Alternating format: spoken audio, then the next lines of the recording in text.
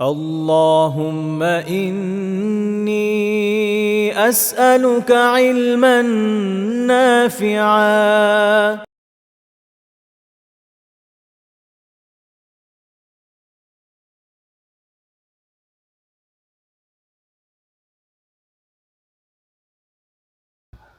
السلام عليكم ورحمة الله وبركاته. إن الحمد لله نحمده ونستعينه ونصلي على رسوله الكريم وعلى آله وصحبه أجمعين أما بعد. সবাইকে স্বাগত জানাচ্ছি আজকে জীবনাচরণের নববী আদর্শের নতুন একটি দার্সে। আমরা আলোচনা করছিলাম বিগত দার্সে বৃদ্ধদের সাথে বয়স্কদের সাথে রাসূলুল্লাহ সাল্লাল্লাহু আলাইহি ওয়াসাল্লামের আচরণ কেমন ছিল সে সম্পর্কে। এর আগের দিন আমরা সব মিলিয়ে 3টা পয়েন্ট মূলত আলোচনা করেছি। আজকে চতুর্থ পয়েন্ট থেকে আলোচনা শুরু হবে। আল্লাহ তাআলা তৌফিক দিলে আশা করি যে আগামী দার্সের মধ্যে এই টপিকটা শেষ হয়ে যাবে। তো চতুর্থ পয়েন্ট হচ্ছে যে তিনি তাদের বয়স ও দুর্বলতার কথা ভেবে নিজেই তাদের কাছে যেতে চাইতেন। আসলে অনেক সময় এরকম হয় যিনি গুরুত্বপূর্ণ অবস্থানে থাকেন তার কাছে মানুষের যাওয়ার প্রয়োজন পড়ে। আমরা দেখি যে রাসূলুল্লাহ সাল্লাল্লাহু আলাইহি ওয়াসাল্লাম এরকম ব্যক্তিদের ক্ষেত্রে অর্থাৎ যারা অত্যন্ত বয়স্ক এবং দুর্বল হয়ে গিয়েছেন তাদের ক্ষেত্রে তিনি নিজে আগ্রহ পোষণ করতেন যে তিনি বরং তাদের খেদমতে উপস্থিত হতে চান। যদিও আল্লাহ রাসূল সাল্লাল্লাহু আলাইহি ওয়াসাল্লাম সব অবস্থাতেই এর অধিক হকদার এবং স্বাভাবিকভাবে সাহাবীরাও সে হক আদায় করেছেন, কিন্তু তিনি নিজেও সবসময় বা তার থেকে দেখা যায় যে তিনি এটা আশা প্রকাশ করেছেন, আকাঙ্ক্ষা প্রকাশ করেছেন যে উনি নিজেই যেতেন। এটা হলো শিক্ষণীয় বিষয়। তো যেখান থেকে আমাদের বোঝা উচিত যে আমাদের নিজস্ব ব্যক্তিগত জীবনে আসলে কেমন আচার-আচরণ আমাদের করা উচিত। কারণ আমরা কেউই তো আর ওই পর্যায়ের ব্যক্তিত্ব না, তাই না? যে যত বড়ই হোক না কেন, এমনকি সাহাবীদের সমান মর্যাদাও কারো নাই। সেখানে আল্লাহ রাসূল তো অনেক দূরের সত্তা। তো সেই হিসাবে নিজেদেরকে চিন্তা করা উচিত, নিজেদের নিয়ে ভাবা উচিত যে আমরা আসলে আমাদের যারা বয়স্করা আছে তাদের সাথে আমাদের আচার-ব্যবহার কি? আমরা কি তাদের খেদমতে উপস্থিত হতে পারছি? নাকি তাদেরকে বিভিন্ন পেরেশানির মধ্যে ফেলছি? ইমাম আহমদ রাহিমাহুল্লাহ তাআলা মুসনাদে উল্লেখ করেছেন 26,956 নম্বর হাদিস। এটা আসমা রাদিয়াল্লাহু তাআলা আনহার বর্ণনা। فلما دخل رسول الله صلى الله عليه وسلم مكة ودخل المسجد, আল্লাহ রাসূল সাল্লাল্লাহু আলাইহি ওয়াসাল্লাম মক্কা বিজয়ের সময় যখন মক্কায় প্রবেশ করলেন, এরপরে মসজিদে হারামে প্রবেশ করলেন, আতাহু আবু বকর বিআবিহি, আবু বকর রাদিয়াল্লাহু তাআলা আনহু তার বাবাকে নিয়ে সেখানে উপস্থিত হলেন। ফালাম্মা রাআহু রাসূলুল্লাহ সাল্লাল্লাহু আলাইহি ওয়াসাল্লাম قال হাল্লা তারাকতা আশ-শাইখা ফি বাইতিহি হাত্তা আকুনা আনা আতিহি ফি। আল্লাহ রাসূল বললেন যে তুমি তাকে, এই শেখ বা অত্যন্ত বয়স্ক ব্যক্তিকে তুমি তার বাসায় রাখতে, আমি তার কাছে যেতাম। এটা হচ্ছে রাসূলুল্লাহ সাল্লাল্লাহু আলাইহি ওয়াসাল্লামের বিনয় এবং উম্মাহকে শেখানো যে ধরনের ব্যক্তিদের সাথে আসলে কেমন আচরণ করা উচিত। মনে রাখেন যে আবু বকর রাদিয়াল্লাহু তাআলা নিজেই তো অনেক বয়স হয়ে গিয়েছিল ওনার। তো তার বাবারও বয়স আরো অনেক বেশি ছিল। এই হাদিসেরই পুরো বর্ণনায় দেখা যায় যে তিনি এত বেশি বৃদ্ধ ছিলেন যে তার মাথার চুল দাড়ি সব একদম সাদা হয়ে গিয়েছিল। তো আবু বকর রাদিয়াল্লাহু তাআলা আনহু বললেন, ইয়া রাসূলুল্লাহ হুয়া আহাক্কু আন ইয়ামশিয়া ইলাইকা মিন আন তামশিয়া আনতা ইলাইহি, আপনি তার কাছে হেঁটে যাবেন, তার থেকে আপনার কাছে উনি উপস্থিত হবেন, এরই উনি অধিক হকদার। তারপর আসমা রাদিয়াল্লাহু তাআলা আনহা থেকে বর্ণনা এরকম যে আজলাসাহু বাইনা ইয়াদাইহি, অতঃপর আবু বকর রাদিয়াল্লাহু তাআলার বাবা আবু কুহাফা ওনার নাম রাদিয়াল্লাহু তাআলা আনহু, উনাকে সামনে বসানো হলো আল্লাহ রাসূলের। সুম্মা মাসাহা সাদরাহ, রাসূলুল্লাহ সাল্লাল্লাহু আলাইহি ওয়াসাল্লাম তার বুকের উপরে এভাবে হাত বুলিয়ে দিলেন। তো এইটা আসলে রাসূলুল্লাহ সাল্লাল্লাহু আলাইহি ওয়াসাল্লামের থেকে 2 রকম ব্যাখ্যা করা যেতে পারে এই আচরণের, যে উনি এমন কেন করলেন। একটা হচ্ছে যে তার প্রতি একটা ভালোবাসা সম্মান প্রদর্শনের জন্য, যে আচ্ছা আপনি কষ্ট করে এসেছেন কিন্তু আপনার মর্যাদার হানি করা হয়নি। আর 2, এটা একটা গুরুত্বপূর্ণ বিষয়, কারণ বয়স্ক মানুষ যাদের এক জীবনে একটা প্রভাব প্রতিপত্তি থাকে, তারা এক পর্যায়ে গিয়ে যখন দেখে যে না অন্যদের কথায় সবকিছু তাদের চলতে হচ্ছে, ওটা বাস্তবতা যে যখন অনেক বয়স্ক হয়ে যায়, চাক আর না চাক অন্যদের কথাই তো চলতে হয়, তাই না? একজন অনেক বড় ব্যবসায়ী হোক বা সামরিক জেনারেলই হোক, সবারই একসময় অবসরের সময় আসে এবং এরপর অন্যদের কথাই চলতে হয়। যদি হায়াত থাকে, এছাড়া কিছু করারও থাকে না তার। কিন্তু সে তখন এক ধরনের মানসিক অশান্তিতেও ভোগে। যে এখন আমার কথা কেউ পাত্তা দেয় না, এরকম অবস্থা হয় এবং এ কারণে অনেক সময় দেখবেন যে পারিবারিক অশান্তি হয়ে যায়। যাই হোক, তো এই জন্য আপনার মনে রাখতে হবে যে আবু বকর রাদিয়াল্লাহু তাআলা আনহুর যে গোত্র, ওই গোত্রেরও উনি সবচেয়ে প্রভাবশালী ব্যক্তিই ছিলেন এক সময়। তো সেই হিসাবে তাকে একটু সম্মান মর্যাদা দেওয়া। ২ নম্বর হচ্ছে যে তার জন্য আসলে দোয়া করা বা তার অন্তর যেন ইসলাম যেন প্রশস্ত হয়ে যায়। সেই জন্য এই এই কার্যক্রম যেন এর মাধ্যমে এটা আল্লাহ রাসূল সাল্লাল্লাহু আলাইহি ওয়াসাল্লামের থেকে প্রকাশিত একটা মুজিজা মাত্র। এটা আরেকটা ব্যাখ্যা। যে এর মাধ্যমে তার অন্তর প্রশস্ত হয়ে গেল এবং ইসলামের জন্য ওনার অন্তর খুলে গেল। তারপর আল্লাহ রাসূল হাত বুলানোর পরে বললেন, "আসলিম", ইসলাম কবুল করেন। ফাআসলামা, অতঃপর তিনি ইসলাম কবুল করলেন। আ আল্লামা শুআয়ব আরনাউদ রাহিমাহুল্লাহ তাআলা এই সনদকে হাসান বলেছেন।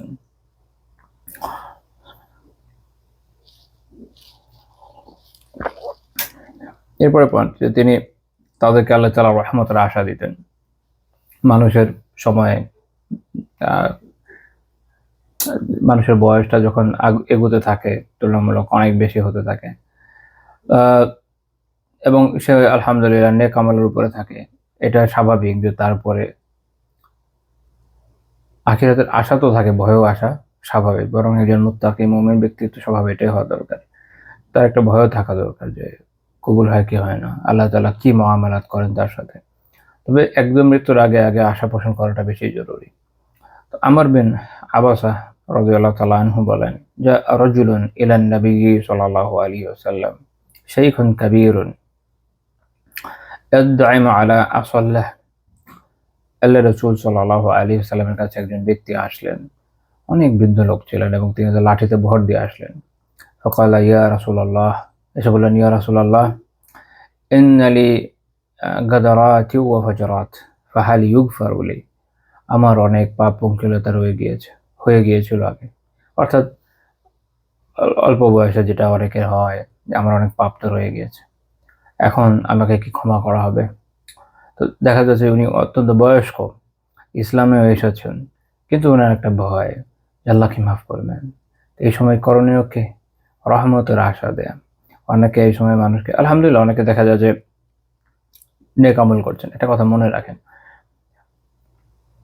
একজন মানুষ সারা জীবন অনেক বদকার থাকার পরে একদম শেষ সময়ে এসে এটা আসলে ভেরি আনলাইকলি যে খুব দিনদার নেককার হয়ে যাবে, ভেরি আনলাইকলি। বাট যদি দেখেন যে আলহামদুলিল্লাহ একজন মানুষের মধ্যে দিনদারিতার প্রাবল্য আছে, ওই বয়স অনুপাতে যতটুকু তো আলহামদুলিল্লাহ। কারণ স্বাভাবিক যে ঐরকম বয়সে একটা মানুষ চাইলেও অনেক কিছু শিখতে পারে না, অনেক কিছু করতে পারে না। কিন্তু অন্তত সালাত আদায় করছে, যা একদম আবশ্যিক বিষয় সেগুলোর ব্যাপারে সে যত্নবান হচ্ছে।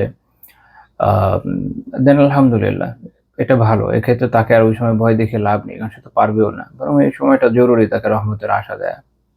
আল্লাহ রাসূলও তাই করলেন। তিনি কি বললেন? আলাস্তা তাশহাদু আল্লা ইলাহা ইল্লাল্লাহ, তুমি কি সাক্ষ্য দাও না বা আপনি কি সাক্ষ্য দেন না যে আল্লাহ ব্যতীত কোনো ইলাহ নেই, আল্লাহ ব্যতীত কোনো হক মাবুদ নাই? তো তিনি বললেন যে বালা, হ্যাঁ অবশ্যই দিই। ওয়া আশহাদু আন্নাকা রাসূলুল্লাহ, এবং আমি এই সাক্ষ্য দিই যে আপনি আল্লাহর রাসূল সাল্লাল্লাহু আলাইহি ওয়াসাল্লাম। উনি নিজে থেকে আরো বাড়িয়ে বললেন, এখানে অতটুকু কেন, এতটুকু তো সাক্ষী দিই। তো আল্লাহ রাসূল বললেন, ক্বাদ গুফিরা লাকা গাদারাতুকা ওয়া ফাজরাতুক, তাহলে তোমার পাপ পঙ্কিলতা যা ছিল মাফ হয়েছে।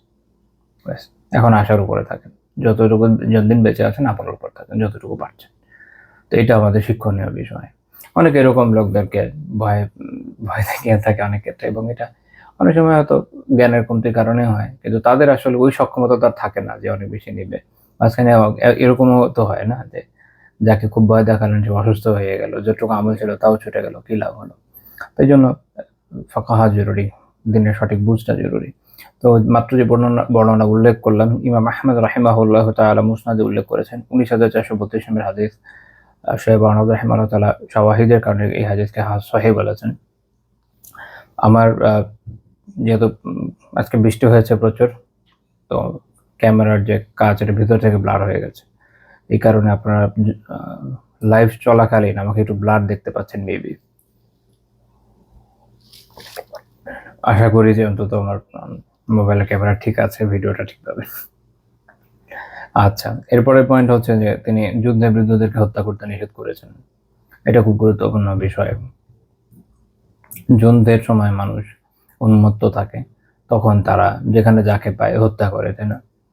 তো এমনকি আগেকার সময় জাতিগুলোর মধ্যে একটা বৈশিষ্ট্য ছিল, যাদেরকে আমরা সিভিলাইজড হিসাবে চিনি, হ্যাঁ? সিভিলাইজড হিসেবে চিনি, যাদের লকে এখন পুনরুজ্জীবিত করা হয়েছে, যেমন রোমান ল, যেটা পরবর্তী সময়ে ফ্রেঞ্চ রেভলিউশনের পরে ব্রিটিশ কমন ল এবং ফ্রেঞ্চ ল দুইটার ভিত্তি হয়ে গেছিল, এবং তার উপর বেস করে আমাদের এখনকার দেশগুলো পরিচালিত হয়। ওটা আদিতে ওইটার যে অবস্থা ওই সময় ছিল, তাহলে এরকম যে রোমানরা কোনো অঞ্চল জয় যদি করতো, গ্রিকরা করতো, বা পরবর্তী সময় ইভেন ওল্ড টেস্টামেন্টে ওই বিষয়ে আলাপ আলোচনা আছে, যে আসলে অপ্রয়োজনীয় যা আছে এগুলো কোনো কিছু বাঁচিয়ে রাখতো না এরা, তো ওগুলাকে তারা তাদের বোঝাই তো মনে করতো। তো আর যুদ্ধে এমনিও মানুষের মাথা গরম থাকে। রাসূলুল্লাহ সাল্লাল্লাহু আলাইহি ওয়াসাল্লামের অভ্যাস সম্পর্কে বুরায়দা রাহিমাহুল্লাহ, ইবনু বুরায়দা, তিনি বুরায়দা রাদিয়াল্লাহু তাআলা আনহু থেকে বর্ণনা করেন, كان رسول الله صلى الله عليه وسلم إذا بعث سرية يقول لا تقتل شيخا كبيرا।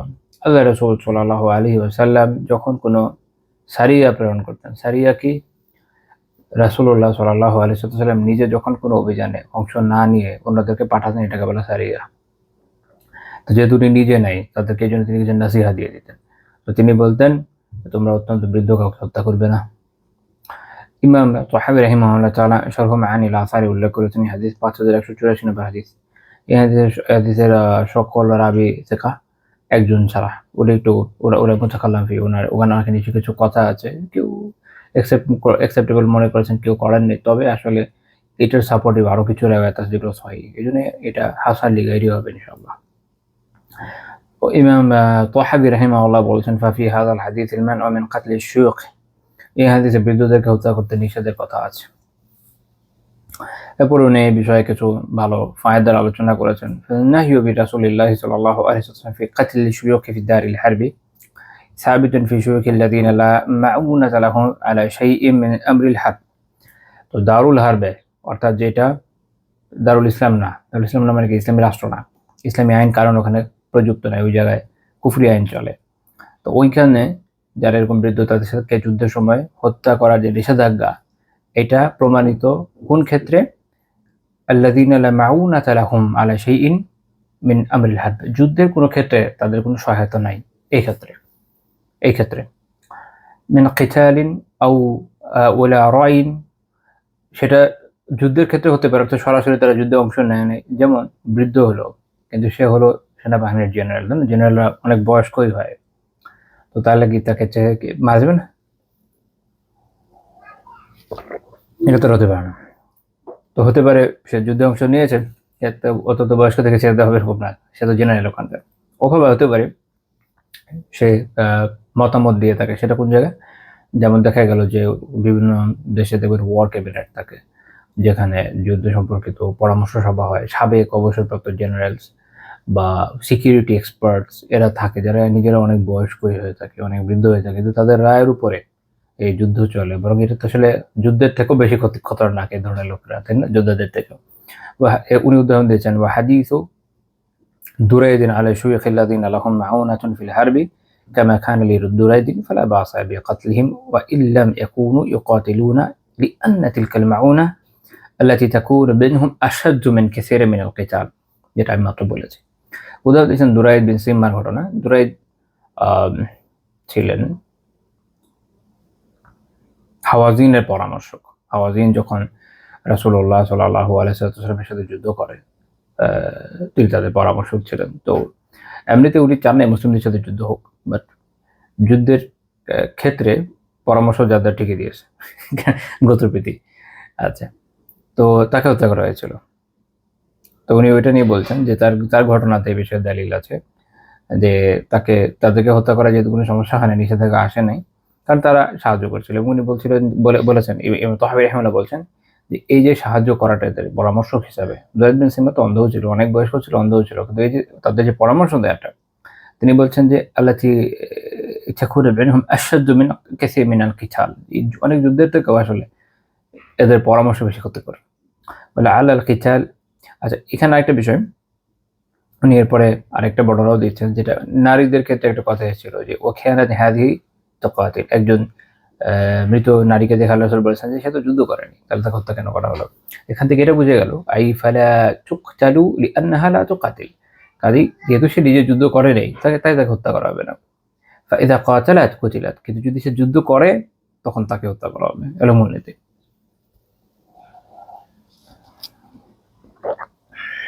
তো যেহেতু এই কার্যকারণ দূর হয়ে যায় এরকম ক্ষেত্রগুলোতে, কাজে সেক্ষেত্রে অতিবয়স্ক লোকও যদি হয়, জেনারেল হোক, পরামর্শক হোক, কোনো সমস্যা নেই, সেক্ষেত্রে হত্যা করা যাবে। কাজে এটা এমন না যে সবাই ছাড় পেয়ে যাবে, এরকম না।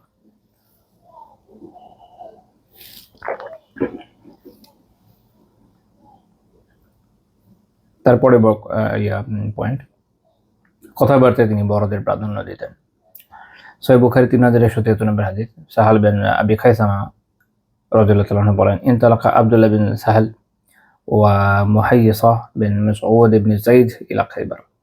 এবং মুহাইয়িসা ইবনে মাসউদ ইবনে যায়েদ রাদিয়াল্লাহু তাআলা ওনারা দুজন খাইবারে গেলেন। খাইবার তখন অলরেডি মুসলিমদের হাতে, মানে দখলকৃত, বাট ওখানকার চাষবাসের কাজ ইহুদিরাই করতো।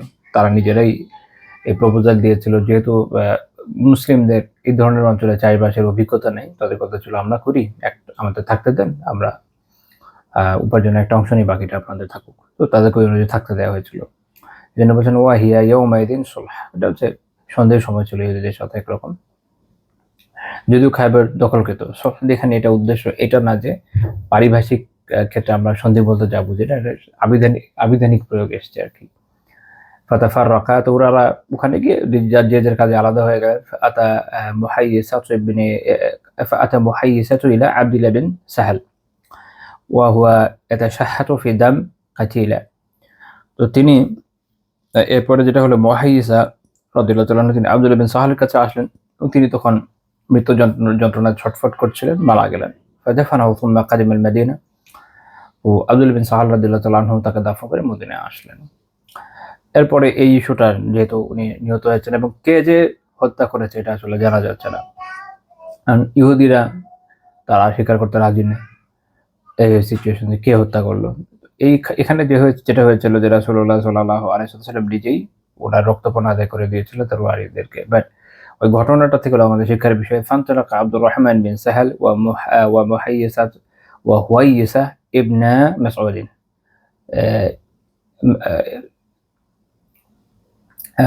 এরপরে যেটা হলো, মুহাইয়িসা এবং হুয়াইয়িসা এনারা দুইজন সাহাবী, ওনারা ইবনে মাসউদ ওনাদের বাবার নাম ছিল রাদিয়াল্লাহু তাআলা আনহু, ওনারা এবং আব্দুর রহমান বিন সাহাল রাদিয়াল্লাহু তাআলা আনহু তিনজন আসলেন যারা ওয়ারিস হিসেবে তার আল্লাহ রাসূলের কাছে।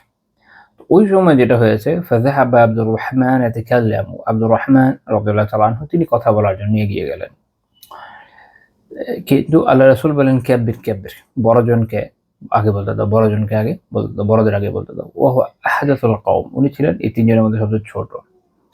ফাসাকাতা ফাতাকাল্লামা, তো তিনি চুপ করলেন এবং বাকি দুইজন কথা বললেন, অর্থাৎ মুহাইয়িসা এবং হুয়াইয়িসা ওনারা কথা বললেন। তো এখানে আমরা দেখলাম যে কোনো ইস্যু নিয়ে যখন কথা হবে তখন আগে কারা কথা বলবে, তো যারা বয়সে বড় তারা কথা বলবে। কিয়ামুস সুন্নাহ আল-আলবানী রাহিমাহুল্লাহ তাআলা সহিহ বুখারীর ওনার যে শারহ, ওখানে উনি বলছেন ইরশাদুন ইলা আন্নাল আকবারা আওলা বিত-তাকদিমাতি ফিল কালামি ওয়াল ইকরাম। এই যে কাব্বির কাব্বির বলেন আল্লাহ রাসূল সাল্লাল্লাহু আলাইহি ওয়াসাল্লাম, এখানে এই যে কথাটা উনি বললেন এদিকে এটা বোঝা গেল সেটা হচ্ছে যে বড়দেরকে কথা বলার ক্ষেত্রে এবং সম্মানের ক্ষেত্রে এগিয়ে দিতে হবে। এখন আমাদের ক্ষেত্রে যেটা হয়, আমরা তো মনে করি যে না সব ক্ষেত্রে ছোটদের এগিয়ে দিতে হবে, বিষয়টা এরকম না। হচ্ছে যে ইসলাম এটাকে গুরুত্ব দেয়, এটা হচ্ছে বড়দের যে সম্মান মর্যাদা এটাকে বজায় রাখা হবে, আগে তাদের থেকে শোনা হবে এবং অন্যান্য ক্ষেত্রে তাদেরকে প্রাধান্য দেওয়া হবে। তাই ছোটদেরকে কোনো পাত্তা দেওয়া হবে না এরকমও না, তাদেরও দেওয়া হবে, কিন্তু আগে বড়দেরটা দেওয়া হবে। ওনাদের কথা শোনার পরে যদি প্রয়োজন বোধ হতো ছোটদেরটাও শুনবেন, কি সমস্যা। আমরা দেখি যে যায়েদ বিন আরকাম রাদিয়াল্লাহু তাআলা আনহুর ঘটনা আছে, বনু মুশতারিকের অভিযানের সময় তিনি, যদিও উনি খাজরাজি ছিলেন, কিন্তু খাজরাজের সম্মিলিত খাজরাজিদের যিনি সবচেয়ে ওই সময় সবচেয়ে বড় যে সর্দার ছিল সে ছিল আব্দুল্লাহ বিন উবাই, মুনাফিকদেরও সর্দার। ও তার বিপক্ষে উনি যখন আল্লাহ রাসূল সাল্লাল্লাহু আলাইহি ওয়াসাল্লামের কাছে অভিযোগ দিয়েছিলেন, আল্লাহ রাসূল সাল্লাল্লাহু আলাইহি ওয়াসাল্লাম সেটাকে গ্রহণ করেছেন অভিযোগ হিসেবে। তো যদিও সিচুয়েশনের ডিমান্ড হিসেবে উনি কিছু বিষয়ে উদ্যোগ নেননি ওই সময়, এবং পরে কোরআনই এই বিষয়ে আয়াত নাজিল করেছে, কিন্তু কথা হচ্ছে যে রাসূলুল্লাহ সাল্লাল্লাহু আলাইহি ওয়াসাল্লাম সেটাকে অ্যাকসেপ্ট করেছেন। তো কাজেই ছোটদের থেকে দেওয়া হবে না বিষয়টা এরকম না, কিন্তু এটা একটা ক্রম, একটা পর্যায়কে সবসময় ঠিক রাখতে হবে। এটা সোসাইটিতে একটা অর্ডার রক্ষা করে। যখন আপনি বড়দের ছোটদের মর্যাদাবান বনাম যারা মর্যাদাহীন তাদের মধ্যে পার্থক্যটা ঠিক রাখবেন, সোসাইটি ঠিক মতো রান করবে। এখন আমরা আমাদের সময় এসে কি দেখতে পাচ্ছি, যে সবাই মনে করে যে আসলে ইয়াং ব্লাড সে আগে বলবে, তার না হতে পারে তারা ওইভাবে এলমও নাই। এলম থাকলে তো কোনো সমস্যা নাই, কিন্তু কয়জনেরই আর থাকে, তাই না?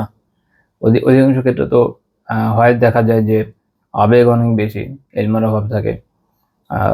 ইসলামে এমন অনেক ইমাম এসেছেন যারা অনেক অল্প বয়সে ফতোয়ার যোগ্যতা অর্জন করেছেন, যেমন ইমাম ইমাম শাফিঈ রাহিমাহুল্লাহ তাআলা অনেক অল্প বয়সে, ওনার বয়স 20 হয়নি।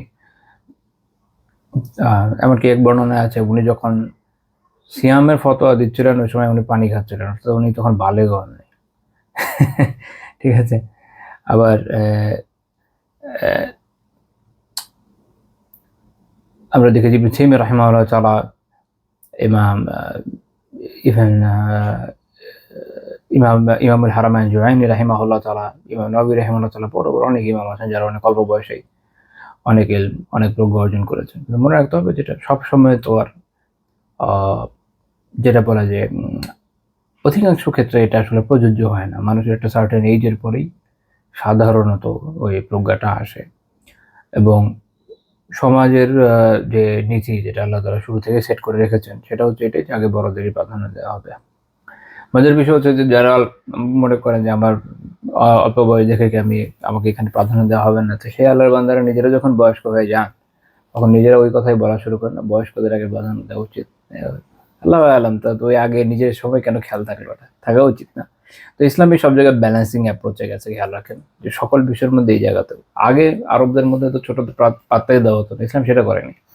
আবার এর মানে এটাও না যে বড়দের মান সম্মানকে নষ্ট করা হয়েছে বা তাদের পিছিয়ে দেওয়া হয়েছে, না, তাও নয়। এটা আমাদের খেয়াল রাখতে হবে কথাবার্তা বলার ক্ষেত্রে। অনেক ক্ষেত্রেই দেখা যায় যে এখন তো এই অবস্থা হয়েছে যে বড়দের আগে ছোটরা যদি কথা বলতে পারে তারা এটাকে কুলনেস মনে করে। এটা কুলনেসের কিছু নেই। ইসলাম শরিয়া আমাদেরকে যে নির্দেশনা দিয়েছে, যে আদব শিক্ষা দিয়েছে, সেটাই অ্যাকচুয়াল সঠিক বিষয়। কুফারদের অনুসরণে আমাদের কোনো খায়ার নেই। এরপরে পয়েন্ট, ইভেন পানি পান করানোর সময় তিনি আগে বড়দের দিয়েই শুরু করতেন। এখানে একটা এক্সেপশনাল জায়গাও আছে, সেটা আমি পরে বলবো, বাট এখনই বলি যে ধরেন যদি কখনো সিরিয়াল বাই সবাই বসে থাকে তখন ডান দিক থেকে শুরু করা সুন্নাহ, তো সেটা আলাদা বিষয়। ইমাম আবু ইয়ালা রাহিমাহুল্লাহ তাআলা মুসনাদে হাদিস উল্লেখ করেছেন 2425 নম্বর হাদিস। ইবনু আব্বাস রাদিয়াল্লাহু তাআলা আনহু বলেন, কানা রাসূলুল্লাহ সাল্লাল্লাহু আলাইহি ওয়াসাল্লাম ইযা সাকা قال ابدأوا بالكبير أقال بالأكابر রাসূলুল্লাহ সাল্লাল্লাহু আলাইহি ওয়াসাল্লাম যখন পানি পান করাতেন তখন তিনি বলতেন যে বড় যে তাকে দিয়ে শুরু করো, বা বলতেন যে বড়দেরকে দিয়ে শুরু করো, আগে তাদেরকে দাও। শেখ হুসাইন সালিম আসাদ রাহিমাহুল্লাহ তাআলার সুনাদকে সহিহ বলেছেন। শেখ আব্দুল্লাহ বিন মানে আর-রুকি ওনার কিতাব আল-লুবাব শারহ ফুসুলিল আদাব এই বিষয়ে বলছেন, ওয়াল মুরাদু বিল আকাবির হুনা আল জিনস, এখানে আকাবির বা বড়দের উদ্দেশ্য হচ্ছে সামগ্রিক অর্থে বড়। লা সাইহিমা ইযা তারাত্তাবা আল কওম আম্মা ইযা লাম ইয়াতারাত্তাবু ফানাখুযুল হাদিসা আলা যাহিরিহি। তিনি বলছেন যে বিশেষ করে যখন মজলিসের লোকজন একটা একদম ক্রমে সুনির্দিষ্ট ধারাবাহিকতায় বসে থাকে তখন, আর যদি কোনো সুনির্দিষ্ট ক্রমে সারিবদ্ধভাবে না বসে তখন আমরা হাদিসের বাহ্যিক অর্থ গ্রহণ করি। সেটা হচ্ছে ওয়া হুয়া আল আকবারু ফাল আকবারু, এর মানে হবে তখনই যে বড়জনকে দাও, তারপর ক্রমান্বয়ে বাকি বড়দেরকে দাও, গ্র্যাজুয়ালি একদম বড় থেকে আস্তে আস্তে পরের জন্য যাও। আম্মা ইযা তারাত্তাবু ফাতুতিল আকবারা থুম্মা বা'দা যালিকা তু'তি মান আলা ইয়ামিনিল আকবার কামা ফাসসালাত যালিকা আল আহাদিসুল উখরা।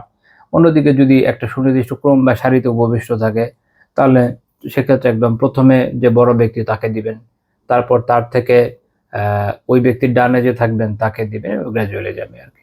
আবার এটা হতে পারে যে সারিবদ্ধভাবে ডানে বামে মানুষ আছে, তখন ডান দিক থেকে শুরু করে। তখন যদি ছোট জনও সামনে পড়ে সমস্যা নেই, ওটা অন্য হাদিসে আছে যে একবার এরকম হয়েছিল, একজন সাহাবী তিনি ছোট ছিলেন, রাসূলুল্লাহ সাল্লাল্লাহু আলাইহি ওয়াসাল্লাম তাকে এটা জিজ্ঞেস করেছিলেন যে তার জায়গায় পরেরজনকে দিবেন কিনা, যিনি বড় তাকে দিয়ে শুরু করবেন কিনা, যেহেতু উনি আগে ছিলেন, কারণ ওনার হক ওই সময় বেশি। কিন্তু উনি আল্লাহ রাসূল সাল্লাল্লাহু আলাইহি ওয়াসাল্লামের যে আতিথেয়তা, এর যে বারাকা, এটা ছাড়তে রাজি হন নাই। যে ওনার কথা ছিল যে আপনার উপর আমি কাউকে প্রাধান্য দেব না, আমারটা আমি আগে নেব। আচ্ছা, তো সাধারণ নিয়ম হচ্ছে এটা যে আগে বড়দের। তো আমরা অনেক সময় এরকম করি যে না আগে ছোটকে দাও, কেউ যদি হচ্ছে অনেক ছোট আগে ওকে দাও। আমরা মনে করি যেহেতু ও ছোট, ও হা করে বসে থাকবে। ওকে যখন আপনি শুরু থেকে এভাবে প্রাধান্য দিবেন, ও কিভাবে আদাব শিখবে বলেন? ওকে তো আদাব শেখাতে হবে। আদাব শেখানোর জন্য ওকে এটা দেখাতে হবে যে কে সম্মানিত বেশি, কার মর্যাদাটা বেশি, তাকে আগে দেওয়া হবে। গ্র্যাজুয়ালি ওর কাছে আসবে। হ্যাঁ, কোনো এক্সেপশনাল কেস থাকতে পারে। প্রচণ্ড গরম লেগেছে, প্রাণ উৎসাহগত, তখন আলাদা বিষয়। এগুলো প্রত্যেকটারই আলাদা আলাদা আলাপ আলোচনা আছে শরিয়াতে। আমরা তো জেনারেল রুলিং নিয়ে আলোচনা করছি, ব্যতিক্রম তো থাকবে। 9 নম্বর পয়েন্ট যে ইমামতির ক্ষেত্রে তিনি বড়দেরকে প্রাধান্য দিয়েছেন। ইমামতির একটা ক্রম আছে। আবু মাসউদ রাদিয়াল্লাহু তাআলা আনহু বলেন, ক্বালা লানা রাসূলুল্লাহ সাল্লাল্লাহু আলাইহি ওয়াসাল্লাম, আল্লাহর রাসূল আমাদের বলেছেন, ইয়া উম্মুল কওম আকরাউহুম লিকিতাবিল্লাহ, জাতির ইমামতি করবে তাদের মধ্যে কিতাবের সবচেয়ে বড় আকরা, সবচেয়ে বড় পাঠক। পাঠকদের উদ্দেশ্য হচ্ছে পুরো কোরআন হিফজ এবং গ্র্যাজুয়ালি কোরআনের যে ইলম, এই বিষয়ে যার প্রাধান্যটা বেশি, যে সবচেয়ে ভালো জানে। ওয়া আকদামুহুম কিরাআতান ফাইন কানাত কিরাআতুহুম সাওয়া ফালিয়াউম্মাহুম আকদামুহুম হিজরাতান। এখন দেখা গেল যে কোরআনের ইলমের ক্ষেত্রেও সমান সমান। তখন ওই সময়কার প্রেক্ষাপটে বলা হচ্ছে যে যে হিজরত করেছে আগে সে তাহলে প্রাধান্য পাবে। ফাইন কানু ফিল হিজরাতি সাওয়া ফালিয়াউম্মাহুম আকবারহুম সিন্না। যদি এমন হয় যে হিজরতের ক্ষেত্রেও দেখা গেল দুজন একদম সমান, কোরআনের ইলমে সমান, হিজরতের থেকেও একই সময় এসছে, তখন বলছেন যে যার বয়স বেশি তাকে প্রাধান্য দেওয়া হবে। এটা সহিহ মুসলিমের 291 নম্বর হাদিস। 10 নম্বর পয়েন্ট, সালামের ক্ষেত্রে তিনি বড়দের প্রাধান্য দিয়েছেন। এটা সালামের একটা ক্রম আছে, আপনারা জানেন। যেমন হাদিসে এসে রাসূলুল্লাহ সাল্লাল্লাহু আলাইহি ওয়াসাল্লাম বলেছেন, ইউসাল্লিমুস সগীরু আলাল কাবীরি, যে ছোট সে বড়জনকে সালাম দেবে। ওয়াল মারু আলাল কাঈদি, যে অতিক্রম করছে সামনে দিয়ে, সে যে বসে আছে তাকে সালাম দেবে। ওয়াল কালিলু আলাল কাসীরি, অধিক অল্প লোক, অধিক বড় একটা অ্যামাউন্টের লোক যদি থাকে, অধিক সংখ্যক লোক থাকে, সে অধিক সংখ্যক লোককে সালাম দেবে। এটা একটা ক্রম, এটা সুন্নাহ। বাকি এটার অপোজিট করা যাবে না এরকম না, এমন না অপোজিট করলে গুনাহ হয়ে যাবে, নাজায়েজ হবে, এরকমও না। বরং রাসূলুল্লাহ সাল্লাল্লাহু আলাইহি ওয়াসাল্লাম থেকে বর্ণিত আছে যে তিনি অনেক ক্ষেত্রে ছোটদের সালাম দিয়েছেন, এটা কোনো সমস্যা না। কিন্তু মূল ক্রম হচ্ছে এটা যে যে ছোট সে বড়কে সালাম দেবে, এটা তাকে শেখাতে হবে। কিন্তু এখন তো সালামের ক্ষেত্রে এক তো হলো কিয়ামতের আলামত চলছে, অপরিচিত লোকজনকে তো কেউ সালামই দিতে চায় না। আবার একটা সময় ছিল, ধরেন যারা মোটামুটি একটু বাহ্যিকভাবে দেখলে মনে হয় যে দিনদের মানুষ সালাম দিলে চলবে, তাদেরকে মানুষ সালাম দিতে এখন তাও বন্ধ হয়ে গেছে বলে মনে হয়, আল্লাহ জানে। এখন তো অতি পরিচিত লোকজন ছাড়া কেউ কাউকে সালাম দিতে চায় না, অবস্থা হচ্ছে এরকম। আরো এক প্যাথেটিক বিষয় হচ্ছে যে এমন হতো যে আচ্ছা আমি সালাম দিলাম আর আপনি জবাব দিলে কি আপনার মুখ ভেঙে যাবে? আর না, এটার জন্য আপনাকে টাকা দেওয়া লাগবে। ওই যে আগে এক সময় ছিল, ফোন করলে কেউ যদি ফোন ধরতো, ফোন ধরতেও টাকা লাগতো। হ্যাঁ, তো পরে আসলো এরকম যে না, ইনকামিং ফ্রি, আপনার ফোন ধরতে কোনো টাকা দেওয়া লাগবে না। তো এরকম তো আর না যে আপনি সালামের জবাব দিলে কোনো জরিমানা দেওয়া লাগে, সওয়াবই হবে, তাও দিবে না। এমনকি দেখা যাচ্ছে যে দুঃখজনক, ড্রেসআপ এবং অন্য কিছু থেকে বোঝা যায় যে মাদারিসের ছেলে পেলে এরাও দিতে চায় না, দিতেও চান, ইভেন জবাবও দিতে চায় না। দুটোই প্যাথেটিক বিষয়। তো যাই হোক, আল্লাহ তাআলা আমাদের অবস্থা সংশোধন করেন, আমি এই দোয়াই করি। আমার মাঝে মাঝে এটাই মনে হয়, লেবাসের পরিমাণ বাড়ছে, দিনদারের সংখ্যা কমছে। আচ্ছা, পরের পয়েন্ট, তিনি কোনো কিছু দেওয়ার ক্ষেত্রে বড়দের প্রাধান্য দিতেন, যেটা একটু আগে আমরা আলোচনা করেছি, ওর মধ্যে তো আছেই, অন্য ক্ষেত্রেও পাওয়া যায়। সহিহ মুসলিমের 2271 নম্বর হাদিস, রাসূলুল্লাহ সাল্লাল্লাহু আলাইহি ওয়াসাল্লাম বলেন, আরানি ফিল মানাম আতাসাওয়াকু বিসিওয়াক, ঘুমের মধ্যে আমি দেখলাম যে আমি একটা মিসওয়াক করছি স্বপ্নে। মনে রাখেন, নবীদের স্বপ্ন তো সত্য হয়। ফাজাযাবানি রাজুলান আহাদুহুমা আকবারু মিনাল আখার, দুজন লোক আমাকে আকৃষ্ট করলো, তাদের একজন অপরজনের হচ্ছে বড় স্বপ্নে। ফানাওয়ালতু সিওয়াকা আল আসগরা মিনহুমা, তা আমি তাদের দুজনের মধ্যে যে কম বয়সী তাকে দেওয়ার চিন্তা করলাম স্বপ্নের মধ্যে। ফাকিলানি কেমবের, তখন আমাকে স্বপ্নেই বলা হলো যে বড়জনকে দিন। ফাদাফাতুহু ইলাল আকবার, তখন আমি বড়জন তাকে দিলাম।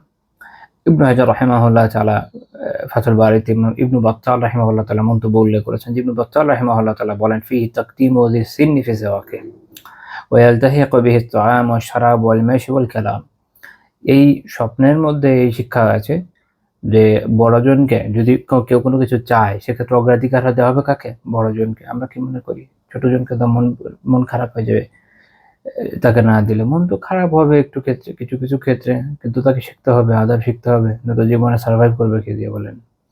সব পেতেই শিখলে আর সার্ভাইভাল ক্যাপাবিলিটি থাকবে না কিছু। তো একইভাবে উনি বলছেন যে খাবারের ক্ষেত্রে, পানীয়ের ক্ষেত্রে, কথাবার্তার ক্ষেত্রে, তা কারো কাছে যাওয়ার ক্ষেত্রে এগিয়ে সকল ক্ষেত্রেই প্রাধান্য দেওয়া হবে যে যিনি বড় তাকে। তারপর গ্র্যাজুয়ালি ওনারা প্রাধান্য পেতে পারেন।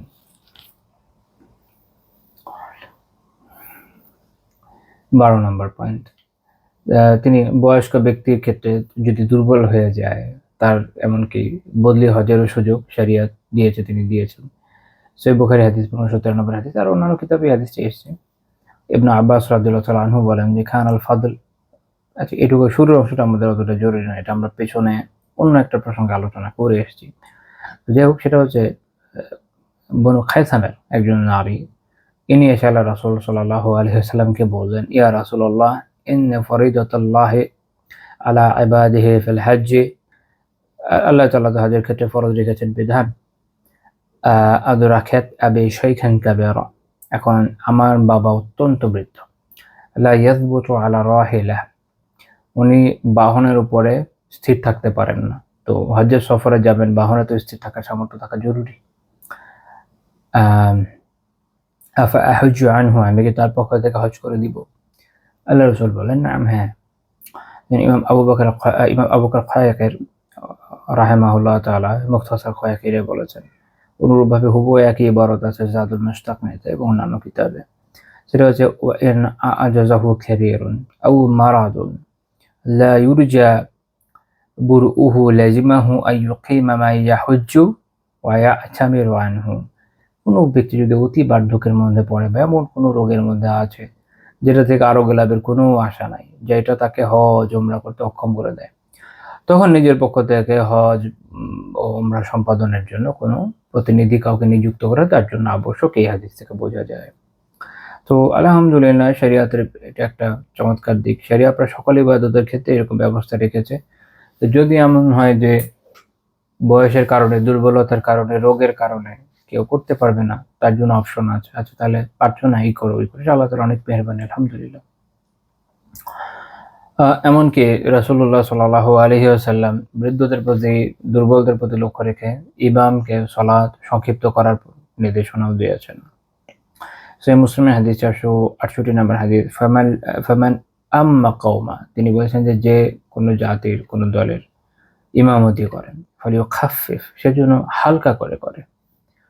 অনেকে মনে করেন যে এখানে বোঝার বিষয় যে রাসূলুল্লাহ সাল্লাল্লাহু আলাইহি ওয়াসাল্লামের নিজের ইমামতের বর্ণনায় দেখা যায় তিনি অমুক সূরা পড়েছেন, অমুক সূরা পড়েছেন, অনেক দীর্ঘ দীর্ঘ সূরা, যেখান থেকে কেউ কেউ মনে করে নিয়েছেন যে তাহলে সুন্নাহ হচ্ছে এটা যে বিশাল বিশাল সূরা পড়া, এদিকে পেছনে মুক্তাদির 12টা হয়ে যাচ্ছে। হ্যাঁ, তো এমনকি কোনো কোনো ব্যক্তির জীবনে তেমন পাওয়া যায়, যেটা সঠিক নয়। এই জন্য ফুকাহারা, উসুলিরা একটা উসুলকে ব্যবহার করে, সেটা হচ্ছে আল কাউলু মুকাদ্দাম আলাল ফি'লি। যখন দুইটা বর্ণনা হাদিসের আসে, একটাতে আল্লাহ রাসূলের কথা আছে আর একটাতে তার কাজ আছে, কোনটা প্রাধান্য পাবে? কথা প্রাধান্য পাবে, কারণ কাজ অনেক ক্ষেত্রে তার জন্য খাস, কাজ অনেক ক্ষেত্রে তার জন্য খাস, এটা আসলে অন্যদের জন্য না। কিন্তু উনি যখন আরেকজনকে বলেন যে তুমি এই কাজ করবে, অন্য কোনো কার্যকারণ না থাকলে বোঝা যায় যেটা উম্মার জন্য বিধান হলো ওইটা। এরকম অনেক জায়গায় পাওয়া যায়। এইখানে আমরা দেখছি যে তিনি নিজে যদিও দীর্ঘ পড়তেন, কিন্তু তিনি যারা উম্মার ইমামতি করবে বিভিন্ন সময় তাদেরকে বলছেন ফালিয়ুখাফফিফ, সেজন্য হালকা করে পড়েন। কেন? ফাইন্না ফীহিমুল কাবীরা, কারণ তাদের মধ্যে তো অনেক বয়স্ক লোকও থাকবে। ওয়া ইন্না ফীহিমুল মারিদ, তাদের মধ্যে অসুস্থ লোকও থাকবে। ওয়া ইন্না ফীহিমুদ দুআইফা, আবার দেখা গেল যে অসুস্থও না, অনেক বয়স্ক না, কিছু দুর্বল লোক। হ্যাঁ, যৌবনেও তো অনেকে দুর্বল হতে পারে, আমি নিজেও দুর্বল। আচ্ছা, তো বললাম আর কি কথার কথা, তো দুর্বল মানুষ থাকতে পারে। ওয়া ইন্না ফীহিম দাল হাজা, এবং আরো গুরুত্বপূর্ণ বিষয় তিনি বলছেন যে এমনকি তাদের মধ্যে এমন মানুষ থাকতে পারে যখন হাজত আছে, কোনো প্রয়োজন আছে, হতে পারে আপনার বাস ছুটে যাবে, হতে পারে আপনার ক্লাস আছে, হতে পারে অফিসে মিটিং আছে, আল্লাহ তাআলার মেহরবানি আপনি চলাতে এসেছেন। অনেকে এরকম মনে করে, আরে আল্লাহ তাআলার কাজে আসছো, এখন আবার এগুলোতে যাবা, কিন্তু ইসলাম এভাবে বলে নাই। ইসলাম এইভাবে বলেনি। অনেকে আবার ইসলাম যেখানে আপনার জন্য ফরজ এতটুকুই করেছে যে আপনি ফরজ সালাতে উপস্থিত হবেন, সেখানে অনেকে এরপর আপনাকে বিভিন্ন কথাবার্তা বলে বসানোর চেষ্টা করবে, মসজিদে রাখার চেষ্টা করবে। হ্যাঁ, যদি আপনার সময় থাকে বসেন, সেটা আলাদা কথা। কিন্তু এমন সব কথাবার্তা বলে যার সাথে ইসলামের কোনো রিলেশন নাই, বরং ওই কথা শুনে বোঝা যায় আপনার সাথে কিভাবে বলবো, আপনি তো ইসলাম সম্পর্কে জানেন না। প্যাথেটিক। তারপর তিনি বলছেন, ওয়াইদা সাল্লা আহাদুকুম ওয়াহদা ফালিউসাল্লি কাইফা শা। কেউ যখন একা পড়বে সালাত, যেভাবে ইচ্ছা পড়ুক, তখন দীর্ঘ করো, কি সমস্যা? কিন্তু যখন ইমামতি করবে তখন তোমার পিছনে যারা মুক্তাদি আছে তাদের অবস্থাটা তোমরা বোঝা জরুরি। এই জন্য ইমাম হাজ্জাবী রাহিমাহুল্লাহ তাআলা মুকনিদে বলছেন, না জাদুল মুস্তাকনিতে বলছেন যে ইমামের জন্য মাল ইতমাম, পরিপূর্ণতার সাথে সালাতকে হালকা করাটা সুন্নাহ।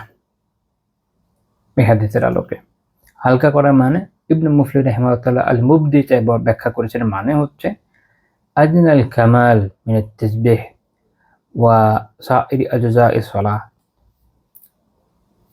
তাসবিহাত যেগুলো আমরা পড়ি তার আদনাল কামাল, কামালিয়াতে সর্বনিম্ন পর্যায় পর্যন্ত পড়া যেতে পারে। এটা হলো সিচুয়েশন বেসড। যেমন 3 বার করে পড়লে সুন্নাহ আদায় হয়ে যাচ্ছে হাদিস অনুযায়ী, তো অ্যাটলিস্ট 3 বার করে পড়বে, এর নিচে যাবে না, ওটাও ধীরে স্থিরভাবে পড়বে। বাট হ্যাঁ, যদি বোঝা যায় যে না আরও থাকা যাবে, আর একটু বড় করেন, কি সমস্যা? একই রকমভাবে সলাতের অন্যান্য যে অংশগুলো আছে এইভাবেই করা হবে। বাট এটাও সত্য যে যদি এমন হয় যে মুক্তাদিরাই এরকম যে তারা দীর্ঘ সলাতে তাদের কোনো আপত্তি নেই, অনেক ক্ষেত্রে দেখা গেল যে একদল মানুষ একসাথে পড়ছেন, প্রত্যেকে সম রকমের মানসিকতা রাখেন, প্রত্যেকে পরিচিত, চেনা পরিচিত লোকজন, বা ধরেন কোনো একটা মাদ্রাসায় বা কোনো একটা ট্যুরে সবাই একসাথে, তাদের কারো কোনো আপত্তি নেই, একটু দীর্ঘ পড়ায় পড়েন, কোনো সমস্যা নেই। কিন্তু যখন মহল্লার মসজিদের ইমাম হবে, জামে মসজিদের ইমাম হবে বা অন্যান্য জায়গায় হবে, তখন এগুলোকে তার খেয়াল রাখতে হবে। এমনিতে আমাদের দেশে এটা আসলে বলার খুব বেশি প্রয়োজন পড়েও না। এর কারণ হলো সাধারণত আমাদের দেশে মসজিদগুলোতে মানুষের আপত্তি এটা না, বরং যারা একটু ভালো মতো সালাত আদায় করে তাদের আপত্তি হয় উল্টা জায়গায়, যে সাহেব আরেকটু ধীরে পড়েন কাইন্ডলি, আমি তো তাসবিহ পড়তে পারি না। না, তো যাক আলহামদুলিল্লাহ, অনেক ক্ষেত্রে কিছুটা উন্নয়ন তো আমরা দেখতে পাচ্ছি, অনেক শুকরিয়া আল্লাহ তাআলার। এটা জরুরি যে বাড়াবাড়ি এবং ছাড়াছাড়ি মাঝখানে থাকা, অনেক দীর্ঘও না, আবার অনেক অতিমাত্রায় হালকাও না, যে পিছনের যারা আছে তারা একটু শান্তির সাথে সুকুনের সাথে সালাত আদায় করতে পারবে না। দুইটার মাঝখানে থাকা হলো জরুরি, এটা খেয়াল রাখতে হবে। আল্লাহ তাআলা আমাদের বিষয়গুলো বোঝার এবং তার অনুযায়ী তদনুযায়ী আমল করার তৌফিক দান করেন, আমিন। আমার যদিও আরো আলোচনা করা যেত, কিন্তু আমার কাছে মনে হয়েছে যে আলহামদুলিল্লাহ আজকে বেশ অনেকগুলো পয়েন্ট আমরা আল্লাহ তাআলার মেহেরবানিতে করেছি। আই থিঙ্ক 10টা পয়েন্ট হয়েছে, তো একদিনের জন্য পয়েন্ট হিসেবে এর বেশি আলোচনার প্রয়োজন নেই, তো মাথায় থাকবে না। তো আজকে এই পর্যন্তই থাকছে। সুবহানাকাল্লাহুম্মা বিহামদিকা লা ইলাহা ইল্লা আনতা আস্তাগফিরুকা ওয়া আতুবু ইলাইক।